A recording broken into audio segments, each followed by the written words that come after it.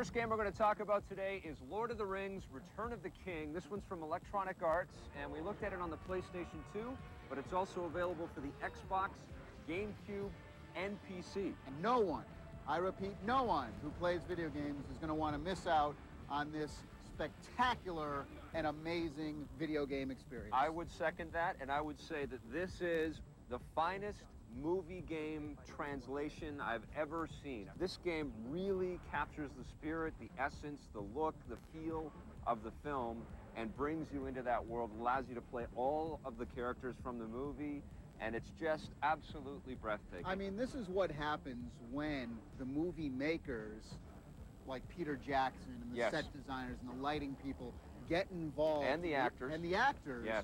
Get involved with the creation of the video game. The graphics are so good, and the stonework and the castles and the forests and the caves. But not only are the graphics amazing, it's really brought to life by the incredible audio in the game. The music from Howard Shore. Return to your master, creatures of shadow. The motion capture on the characters is fantastic, especially the enemies. I love the orcs that jump from tops of stairs to come and battle you. You have a bunch of different sword swipes, and you've also got a kick move, and you've got projectile thing, which with Gandalf you have like a magic spell, or with the other guys you might have a bow and arrow. You get graded on how well you perform those moves. Against every single enemy you fight. Right, and then you can upgrade your characters as you work your way through the adventure. Now, the other thing they added this year as well is the whole multiplayer and co-op aspect, which is great. You can play online on the PS2. But you can also play two players at the same time, and it's not split screen or anything like that. I did have a problem with the gameplay. Loved seeing all the background animation and all the stuff going on back there, all these guys battling. I wanted to, as a game player, to be able to enter into that world a little bit more. You pretty much can, though. There's invisible walls and barriers that sort of keep you there. They're not invisible walls. When you're on the top of a castle, you don't want to fall off. It's fairly linear. You also don't have any control of the camera. The camera's also 100% controlled by the computer. It's really not that type of game. As in the movie, there's all these like kind of sub-stories going along all at once.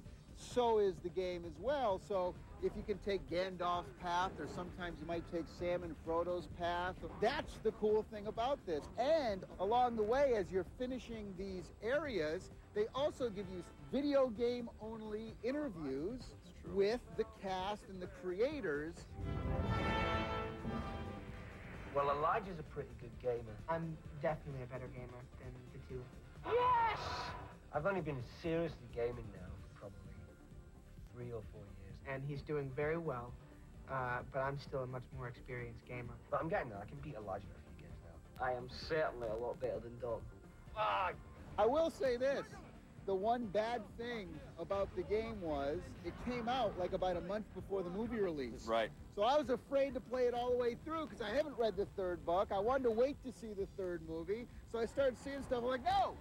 So I got to warn you, if you haven't seen the third movie, you might want to see the movie first and then play this game because you'll enjoy it even that much more. It's the perfect complement to the movie, which is awesome. 9.5 out of 10.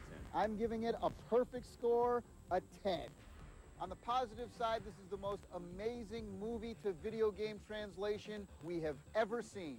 The stunning visuals and amazing audio are absolutely top-notch. And finally, there's tons of video game exclusive extras for all you Lord of the Rings freaks out there. On the negative side, although Tommy didn't really mind too much, I did find the invisible barriers a little bit restrictive, and I wish that I had some control over the camera. All right, we're going to stick with Lord of the Rings, but we're going to move from the movie license to the book license. This is Lord of the Rings, War of the Ring. It's from Liquid Entertainment and Vivendi Universal for the PC. What'd you think of this one? Now, what I find is my biggest problem with this game is it is a real-time strategy game. Yes, it is. And as we all probably know by now that, I'm not too fond of that genre, but it really doesn't add anything at all to all of the RTSs out there. It did feel to me like we were playing a Lord of the Rings expansion skin for Warcraft 3. Right. I mean, it felt like they just had Which taken... is fine. And Warcraft 3 is an excellent game, Yeah. so if you're going to pull from a source out there, you might as well pull from one of the best. When I think of Lord of the Rings, Yes. I think of the EA and the movie and the Absolutely. dark thing. These graphics seemed a little almost on the cartoony Yeah. side. Even still, though, there are some really nice graphical touches in the game. I Sure. love the water effects. They look really nice. I also like the way that they tell the story, and I think that Lord of the Rings fans are really going to appreciate the adherence to the books and all of the backstory elements that they draw from to build this game. My favorite single-player mission is actually when they give you 35 minutes and you have to defend Helm's Deep, That's cool. and they only give you small amounts of characters to do this. This gets like really hectic. You're like, oh my God, oh, you know, you're trying to figure it all out. You do have resource management. You have to collect wood, and you have to collect ore, and you have to build Collecting units. wood, that's what I paid $50 for a game Well, for. that's part of the genre. I'm getting wood. And you go up a technology tree. Getting wood. That's good, man. You go up your technology tree to try to build up your units, and then they create new things and new technologies and so on. All that stuff is pretty straightforward. But the thing about this game, it's all with little 3D characters, so you don't have tons of units on the map like you would in like an Age of Empires type game. Another good thing about the pace of the game is that it really comes to life in the skirmish mode, where you can sort of set your parameters and you go up against the AI, or when you play in multiplayer. I like the catapult mode, which was really fun, where everybody races for this giant catapult, and if they have control of that, they can rain flaming boulders down on their enemies, which is really fun. It's not as flashy, and it's not as slick as the EA movie-based stuff, but it's still fun. 7.5 out of 10. I'm giving it a 6.5. On the positive side, the game features very cool story elements that are lifted right from the books. The single-player campaigns are really fun, the pace is great, and the game really shines in skirmish and multiplayer mode. On the negative side, with the Lord of the Rings movie out there, it's really hard to get those images burned out of your mind. And although it's a well-put-together game, it just doesn't offer a whole lot of new and fresh, exciting technology. And finally, if you're like me and don't really like this type of game, I got 3 letters for you. RTS. All right, stick around. We're going to be right back with a look at Intellivision. They don't look very happy. Defend the castle!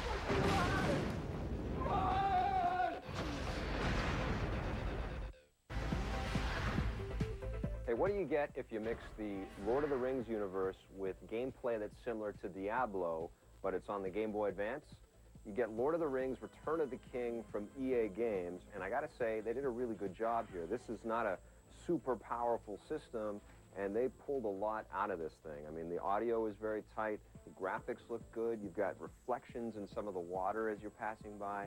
What's interesting about this is that it's one of those beat 'em up and collect kind of games where there's tons of stuff to gather, like new swords and new armor. You also get 6 different characters to play, and every character has their own skill sets, their own abilities. Of course, you got big battles with Saruman and lots of really cool enemy boss creatures that you come across. I think the only kind of complaint that I have about this game is that you collect so much stuff, but you've only got 8 slots in your backpack. So you're constantly having to just throw away stuff. You can also connect it to the EA Lord of the Rings Return of the King game that they made for the GameCube. If you're a fan of the movies, a fan of Lord of the Rings, you're going to love this one. 9.5 out of 10.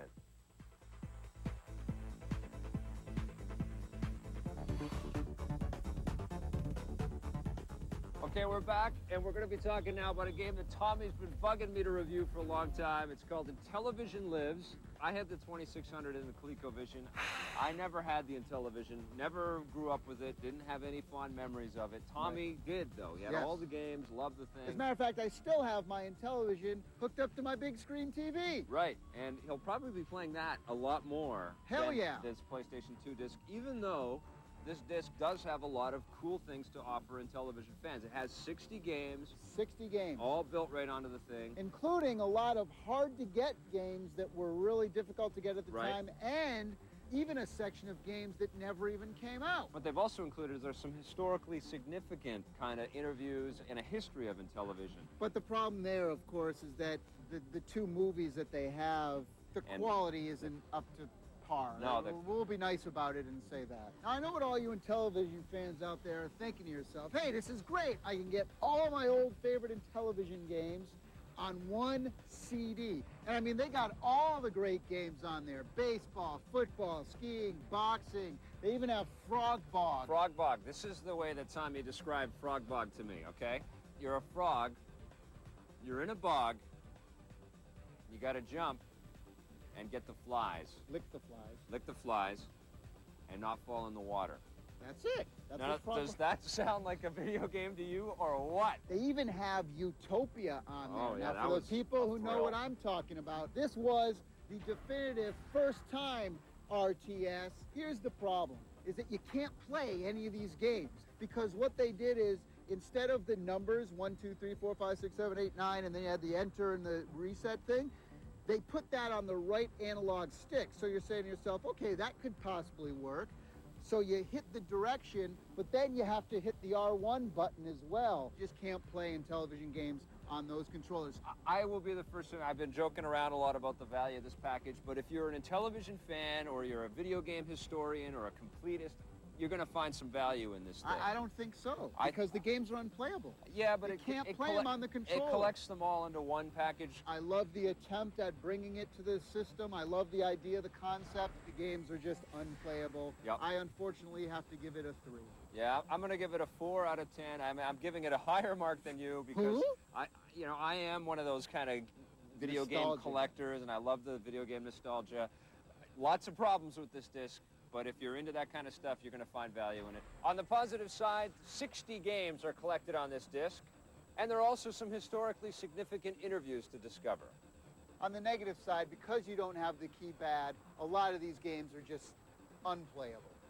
If you're a modern day gamer and you've never experienced Intellivision as a child, you'll probably want to stay away. And although it's cool to see all these old school Intellivision interviews, the quality kind of makes them unwatchable. Okay, today on Hardware, we're going to talk about a brand new peripheral from Sony. It's called the EyeToy, and this is a USB camera that plugs into your PlayStation 2 and allows you to interact with games built specifically for the console.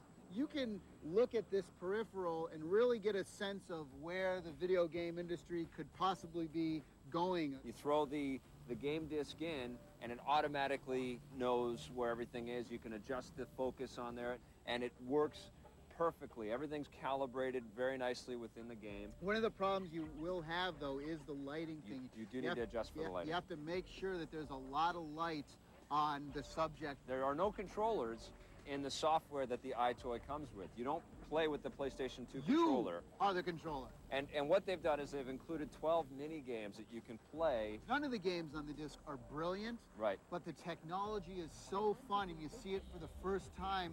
My favorite game was the fireworks game, Rocket Rumble? Yeah, Right. where these rockets get shot up into the air, and you have to touch the same colors, and then you have plungers down at the bottom, so you're like in control cool. of this fireworks display, and you get more points for linking together stuff. It's like Fanavision, which was one of the PlayStation 2 launch games. Except fun. But this one's good, yeah. The, I like the Kung Fu game where you've got all these little karate guys and attack 'em. yeah, ninjas popping out. You have to break boards. Now, there's another rumor out there that states that the EyeToy technology is actually going to be put in the PlayStation 3. So it'll come bundled in the box? So we might see a lot more of these EyeToy type situations in video games.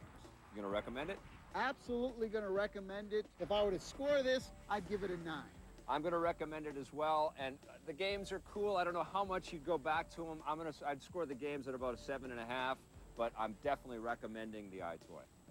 On the positive side, this is one of the most innovative technologies to come out of video gaming in a long time. The games, although very simple, are pretty fun to play, especially with a bunch of people. And the technology is really seamlessly integrated into the machine, and the calibration on it is really well done. On the negative side, the games are a little bit thin and will get repetitive very quickly. You definitely have to have a good light source on the subject if you want to see yourself on TV. And you've got to make sure that you've got room to flail your arms around. Stick around. ESPN, NBA, and NBA Live go head-to-head after this. Hey, there's nothing I like doing better before a big operation than playing my Game Boy Advance. And today's weapon of choice, 007, everything or nothing. It's about shooting.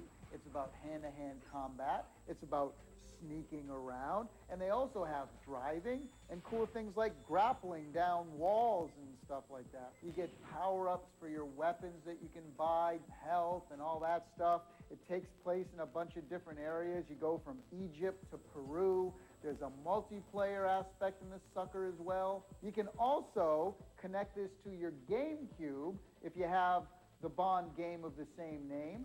Now, my only complaint with the game is that it's actually slow, and what I mean by that is the animations are a little slower, the scrolling is slower. It's not like a fast-paced, boom, boom, knock 'em out, drag down game. Overall, an extremely excellent game, very in-depth, lots of things to do, lots of things to collect, lots of different modes to go in. I like it a lot. I'm giving it a 9.5.